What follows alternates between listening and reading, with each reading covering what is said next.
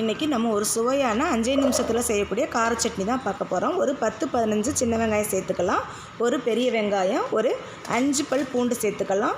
காரத்துக்கு ஏற்ற மாதிரி 4 வரமிளகாய் சேர்த்துருக்கேன். கலருக்காக ஒரு 3 காஷ்மீரி மிளகாய் சேர்த்துக்கலாம். 3 நல்லா பழுத்த தக்காளி சேர்த்துக்கலாம். ஒரு 1/2 டீஸ்பூன் சீரகம் சேர்த்துருக்கேன். எல்லாத்தையும் நல்லா ஒரு ஃபைன் பேஸ்ட்டு அந்த மாதிரி அரைச்சி எடுத்துக்கலாம்.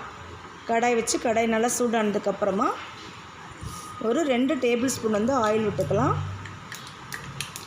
கொஞ்சோண்டு கடுகு போட்டு கடுகு நல்லா பொரிஞ்சதுக்கப்புறமா கொஞ்சம் கருவேப்பிலை சேர்த்துக்கலாம். இப்போ நம்ம அரைச்சி வச்சுருக்க பேஸ்ட்டு சேர்த்துக்கலாம். தேவையான அளவு சால்ட்டு சேர்த்து ஒரு 3 நிமிஷம் நல்லா பச்சை வாசனை போகிற அளவு நல்லா தக்காளியை நம்ம வதக்கி விட்டுக்கலாம். இந்த மாதிரி நல்லா